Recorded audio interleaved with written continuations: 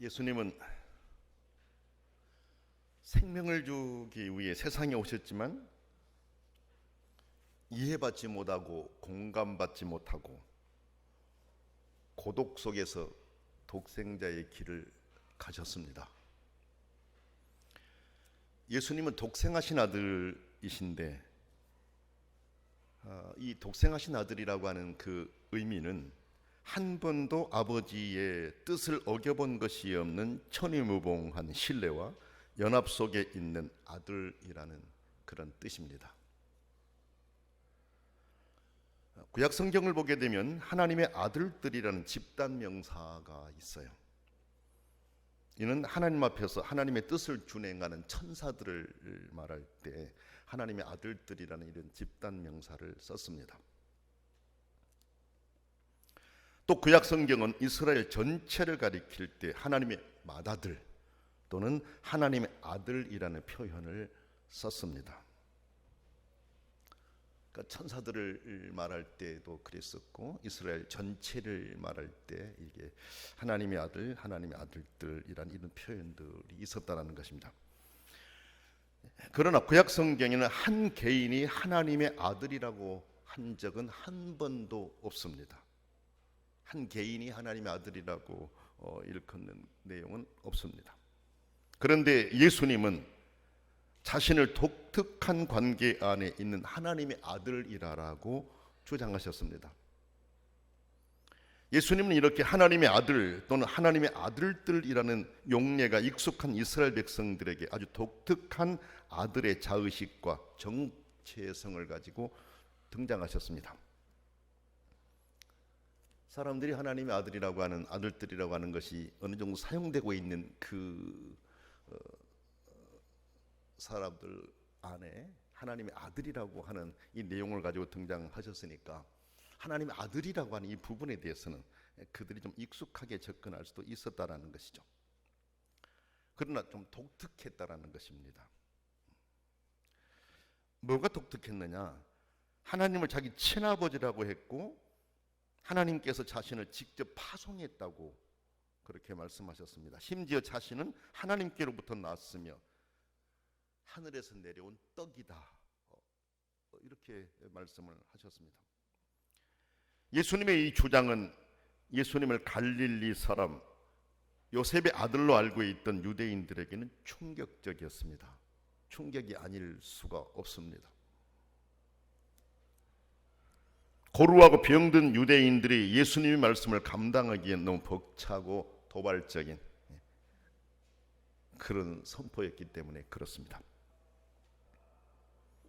그런데 예수님의 말씀은 기탄이 없었습니다. 예수님은 당시 종교 권력자들에게 여러 말씀을 전하시며 그들의 거짓된 종교 기초를 뒤흔드셨습니다. 예수님의 말씀들은 자신들이 하나님의 지상 대리자의 역할을 자임했던 예루살렘 종교 당국자들을 매우 곤혹스럽게 했습니다. 그래서 일찍부터 그들이 예수님을 잡고자 했지만 그렇게 하지 못했습니다. 예수님이 오신 것은 그 때가 있었기 때문에 그들 마음대로 할 수가 없었기 때문에 그렇습니다. 예수님이 하나님의 아들이라고 주장하면서 하신 말씀들을 이해하기가 가장 어려웠던 사람들은 아무래도 예수님과 함께 지내며 살던 사람들이었을 것이다 이렇게 봅니다. 모든 것을 다 알고 있었기 때문에 그렇습니다. 목수의 아들이라고 하는 것도 알고 있었고 함께 지낸 이 과정들을 다 알고 있었기 때문에 하나님의 아들이라고 말도 안 돼 이런 생각을 가졌을 것이라는 겁니다. 예루살렘 사람들 역시 그랬습니다. 그들이 예수님이 그리스도가 될 수 없다고 배척한 이유가 있는데 그들이 생각했던 관념이 있기 때문에 그렇습니다. 그들은 그리스도는 초월적 신적 기원을 가지고 오시는 분으로 알고 기다리고 있었습니다. 그런데 예수님은 그렇지 않았기 때문에 하나님의 아들 메시아가 될 수 없다라는 것입니다. 예수님은 갈릴리 나사렛 출신으로 우리가 아는 사람이기에 예수는 그리스도가 될 수 없다고 단언했습니다. 그런데 여러분, 우리는 예수님이 하늘에서 왔다라고 하는 이 내용을 기하학적 공간 이동으로 생각하면 안 됩니다. 예수님은 사람이 사는 세상에 사람의 몸을 입고 오셨습니다. 하지만 예수님은 세상을 구원하려고 하나님이 사람의 몸을 입고 오셨기에 자신의 야망을 위해서 사시지 않았습니다. 하나님의 뜻을 이루기 위해서 사셨습니다. 그리고 하나님의 뜻을 이루셨습니다. 그런데 여러분, 예수님이 하나님의 뜻을 이루시는 이 모든 과정들, 하나님의 일이었기에 사람이 이해하는 것은 어렵습니다. 그러므로 예수님의 이 일은 인간의 생각으로 이해하려고 하면 실패합니다. 믿음으로 받아들일 때 아멘이 됩니다. 예수님이 오셔가지고 성경에서 말씀하신 수많은 내용들, 그 말씀들 내 머리로 분석하려고 한다면 그 내용을 내 마음 안에 접수하기가 어렵습니다. 그래서 믿으라고 말씀하신 것입니다. 믿음이 있을 때 예수님이 하신 말씀들이 다 내 것이 되는 것입니다. 예수님은 오늘 또 여전히 사람들의 머리로 이해할 수 없는 말씀을 하십니다. 여러분, 37절부터 44절의 말씀은 초막절 명절 끝날에 예수님이 외친 메시지와 그것에 대한 유대인들과 무리의 반응에 대해서 말씀하고 있습니다. 유대인의 3대 절기가 있지 않습니까? 그런데 3대 절기 중에 하나인 초막절은 모든 경건한 유대인들과 해외 거주 유대인들 그리고 이 개종자들이 예루살렘에 모여서 예배하는 절기입니다. 출애굽 민족 해방의 여로에서 광야 생활했던 역사적 기억을 새롭게 하고 조상들의 신앙 발자취를 추체험하기 위해서 모든 예배자가 초막에서 일주일을 생활했습니다. 이스라엘 민족이 주택에서 나와서 예루살렘 근처 2km 근방 안팎에 초막을 치고 일주일 동안 초막 안에 살면서 조상들의 광야 40년 기억을 단축해서 경험했다라는 것입니다. 천막이라고 하면 쉽게 이해할 수가 있겠습니다. 집에서 나와서 예루살렘 2km 안팎에 천막을 치고 그 일주일을 보냈다라는 것입니다. 고생을 경험한 것이죠. 그러면서 우리 조상들이 광야에서 이렇게 생활했구나, 이것을 알게 하신 것이었습니다.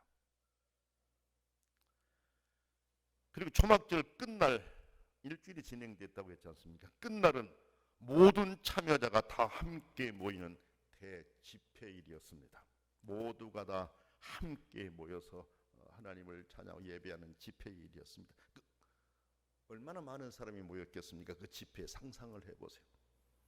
각자 초막을 치고 흩어져 있었을 때는 그 수를 그렇게 우리가 많이 접하기가 어려웠겠지만 이제 한 곳에 끝날은 한 곳에 다 모였기 때문에 그 엄청난 사람들이 모였다라는 것을 알 수 있습니다. 그리고 엄청난 사람들을 상대로 예수님은 내가 초막절의 주인이다라고 선언을 해버립니다.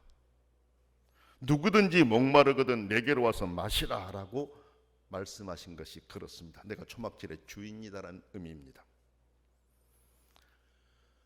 여러분, 초막절의 핵심은 광야의 초막에 살던 이스라엘 민족에게 반석에서 또는 지하수 오아시스 샘줄기를 찾아 이스라엘 민족에게 마시는 물을 공급하신 그 하나님의 은혜를 생각한 것이지 않습니까? 바로 그렇게 생수를 공급하던 하나님의 은총을 기억하도록 하신 거, 이게 초막절이었었거든요. 그래서 일주일 보내고 마지막 날은 다 함께 모여서 이제 특별한 행사를 진행했습니다. 하나님의 그 사랑을 영구적으로 기억하도록 하기 위해서 초막절 마지막 날 사람들은 예루살렘 근처에 있는 실로암 물가에 가서 물을 가득 떠다가 항아리에다가 붓는 의식을 했습니다. 그런데 바로 그 순간에 예수님이 큰 소리로 자신에게 와서 생수를 마시라라고 초청하신 것입니다. 마지막 날 실로암에 가서 이제 그 생수를 길러와 가지고 항아리에 막 채우는 이 순간에 예수님께서 큰 소리로 외치셨던 거예요. 내게로 와서 생수를 마시라라고 초청하신 거예요. 여러분, 이 지금 큰 소리로라고 하는 걸 제가 큰 소리라고 표현했는데 이거 외쳐라고 되어 있지 않습니까? 이건 큰 소리를 말씀하신 것이죠. 그리고 이 큰 소리로 이 외친 거, 외쳤다라고 하는 것은 왜 그렇게 큰 소리를 했을까요? 사람이 많았기 때문에 그래요. 사람이 많았기 때문에. 그렇게 내게로 와 생수를 마시라고 초청하신 예수님은 이어서 이사야 12장 3절과 에스겔 47장에 약속된 것처럼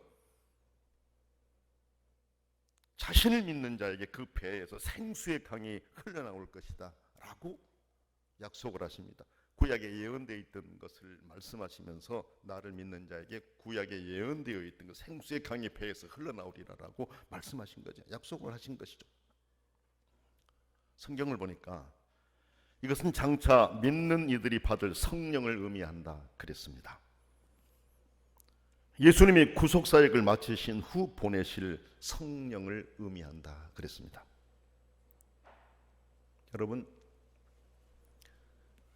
이집트 파라오의 속박에서 벗어나 자유의 몸이 되어서 자유가 보장된 땅에서 자유를 누리며 행복한 삶을 위해 가는 길이었지만 자유의 땅에서의 삶을 위한 그 과정은 너무나도 힘이 든 여정이었습니다. 햇볕은 뜨겁고 마실 물을 찾기 어려운 광야였기 때문에 그렇습니다. 그 힘든 광야에서 생수를 공급받지 못한 사람들은 조급해서 죄를 짓게 되고 인간성이 황폐해질 수가 있습니다. 그런 상황에서 그들에게 생수가 주어진다라고 하는 것은 더할 나위 없는 기쁨과 감격이 아닐 수가 없습니다. 그렇지 않습니까? 광야를 가는데 생수가 주어졌을 때 얼마나 기쁘겠습니까? 얼마나 감격스럽겠습니까? 그런데 하나님께서 광야를 가던 그들에게 그렇게 생수를 주셨으니 잊을 수 없는 은총이었습니다. 그래, 그들도 그 순간을 잊을 수가 없었겠지만 하나님께서 광야를 통과한 후에도 이스라엘이 그 일을 기억하고 하나님께 감사하기를 원하셨습니다. 그래서 초막절이라고 하는 이 소중한 절기를 정해주시면서 대를 이어서 후손들이 지키라고 했습니다. 하나님이 그 베풀어 주신 은혜를 후손들이 대대로 기억하도록 하셨던 것입니다. 그런데 여러분, 예수님은 과거의 은혜를 기억하고 감사하며 초막절을 지키는 그 자리에서 그것도 가장 절정을 이루는 마지막 날 생수를 길러 붓는 그 순간에 누구든지 목마르거든 내게로 와서 마시라. 나를 믿는 자는 성경의 이름과 같이 그 배에서 생수의 강이 흘러내리리라. 이렇게 말씀을 하시면서 과거에 은총을 주신 그 하나님이 예수님 안에서 오늘도 앞으로도 그렇게 놀라운 은총을 주실 것을 약속하시면서 선언하신 것입니다. 여러분, 오늘날 사회 안에 수많은 문제들이 발생합니다. 이런 오늘날 많은 사회적 범죄는 영혼의 갈증을 해결할 생수를 공급받지 못한 인간의 자기 파멸적 도피 행위에서 비롯된다, 이렇게 볼 수도 있겠습니다. 그러면 우리가 광야와 같은 이 세상에 살면서 인간성을 유지하고 살려면 끊임없이 우리의 갈증을 해결시키는 생수가 필요합니다. 그래서 예수님은 성령의 감화 감동이 없으면 광야 같은 인생살이가 불가피할 거다. 이것을 아셨어요. 그래서 누구든지 목마르거든 와서 생수를 마시라고 초청하신 것입니다. 값을 두지 않고 마시는 은혜의 생수를 마시라고 초청하셨어요.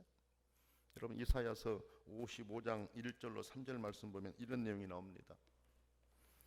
오라 너희 모든 목마른 자들아 물러나오라. 돈 없는 자도 오라. 너희는 와서 사 먹되 돈 없이 값없이 와서 포도주와 저주를 사라.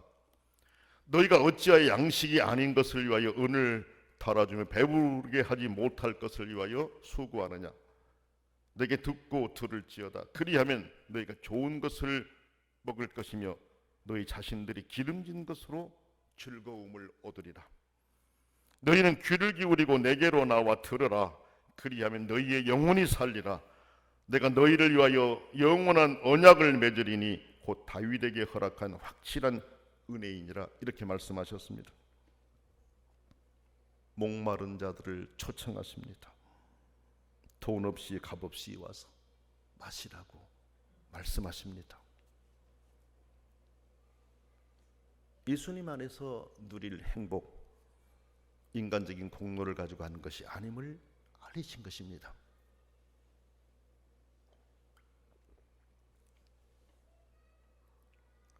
본문은 예수님이 주시는 생수를 마신다라고 하는 것, 이것은 예수님 자신을 지속해서 믿는 것이라고 했습니다.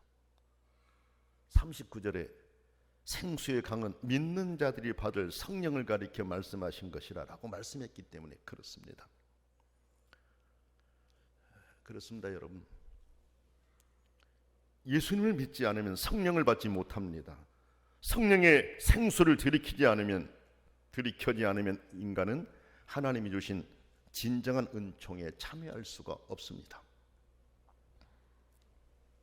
그러므로 인간은 예수 그리스도를 믿음으로 그 안에서 주신 성령을 선물로 받아야 됩니다.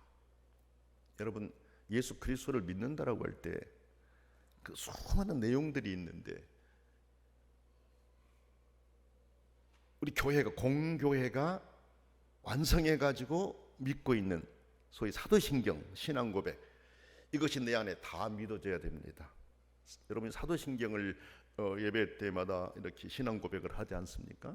그런데 그 사도신경에 나오는 그 내용들이 다 내 것이 되고 내가 다 아멘 하고 믿을 수 있어야 돼요. 적어도 공교회가 정해서 믿고 있는 내용들이기 때문에 그렇습니다. 그 믿음이 확실하게 내 것이 될 때, 내 안에서 그게 다 믿어질 때 우리는 예수님을 믿는다라고 할 수 있는 것이, 예수님이 그렇게 믿는 자들에게 또 보내실 성령 그 약속을 받는 것입니다. 여러분, 우리가 예수 그리스도를 나의 구주로 믿을 때 그 믿음이 하나님께 승인을 받는 것이 중요합니다. 인정을 받는 것이 중요합니다. 제가 승인이라는 표현을 썼습니다만 인정, 승인 그냥 그렇게 생각하시면 되겠습니다. 하나님이 우리 믿음을 승인하신 증거가 성령님이 우리 안에 내주하시는 것입니다. 성령님이 우리 안에 내주하시는 것입니다.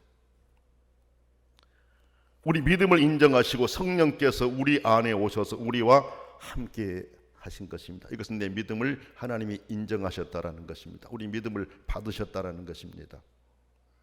우리가 어떤 일을 할 때도 신청만 한다고 다 되는 것이 아니잖아요. 승인되었다는 확인을 우리가 받지 않습니까? 그렇죠? 신청은 난 끝났어, 난 보냈어, 확인이 있어야 되잖아요. 우리가 교회에 나오지만 믿는다는 신념만으로는 하나님을 진심으로 믿고 있다는 결정적인 표지가 될 수 없습니다. 없습니다. 하나님 편에서 우리 믿음을 인정하시는 사인을 보내주셔야 됩니다. 내가 믿는다라고 끝나는 것이 아니라 하나님 아버지가 우리가 믿는 그 믿음, 이것을 하나님 인정하신다라고 하는 사인을 보내주셔야 된다는 것이죠. 그 사인이 바로 성령을 선물로 보내주시는 것입니다. 예수 믿는 사람들에게 구원의 증거, 이건 성령이시라는 것이죠. 자, 그러므로 믿음 생활을 하는 사람들은 내가 믿는다라고 생각하는 것보다 내가 진심으로 예수님을 믿는지를 하나님 편에서 하나님이 인정해 주시는 것, 이것이 필요합니다. 이것이 중요합니다. 다시 말하면 예수님을 믿는 나에게 하나님께서 성령을 보내주셨는가? 내가 성령을 받았는가? 내 안에 성령님이 계시는가? 이게 중요하다는 말씀입니다. 성령께서 내 안에 오셔서 나를 주관하고 계시는가? 이것이 진정으로 중요한 부분이에요.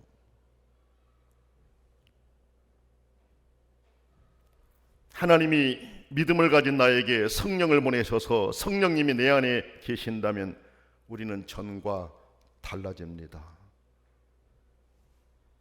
매사를 하나님이 기뻐하신 일을 생각하며 행동하려고 합니다. 왜? 성령이 내 안에 계시기 때문에, 성령이 나를 이끌어가기 때문에 그렇습니다. 내가 나를 주관하고 가는 것이 아니라 성령님이 계셔서 나를 이끌어가기 때문에 그렇습니다. 내가 하나님께 소속되어 있다는 감격에 하루하루의 삶에 활력을 가질 수가 있습니다. 하나님의 말씀이 사모하는 마음이 생기고 하나님께 기도하면서 매사를 성령과 의논하려고 하는 마음이 있다라는 것입니다. 성령이 우리 안에 충만하면 광야 같은 세상에 살면서도 잘못된 것에 영향받거나 동화되지 않고 인간의 거룩한 존엄성을 향유하면서 살아갈 수가 있습니다. 성령이 내 안에 계시면은 하나님의 마음을 닮아 세상에 하나님의 사랑을 전하며 살아가려고 힘쓰는 자들이 됩니다. 내 안에 부조화가 일어나는 것이 아니라 내 안에 조화로운 모습이 형성된다라는 것입니다.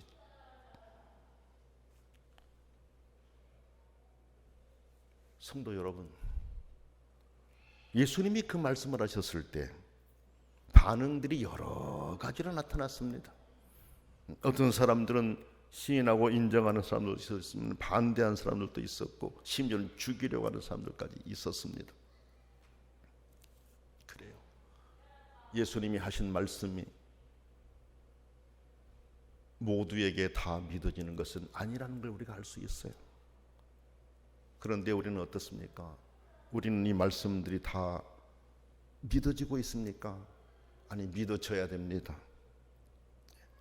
그리고 내 안에 내가 믿고 있다라는 것을 하나님이 인정하셔서 성령을 보내주셔서 내 안에 하나님이 보내주신 성령이 나를 주관해 가도록 주관해 가고 있어야 됩니다.